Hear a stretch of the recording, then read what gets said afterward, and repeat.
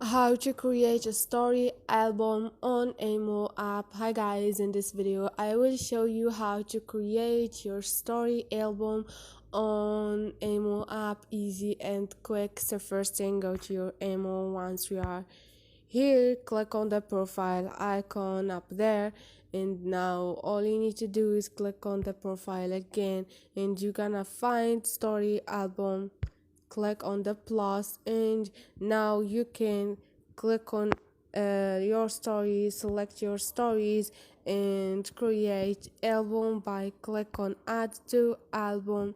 Now click on create new album, and you can name your album wherever you want. For example, let's choose the emoji, just emojis.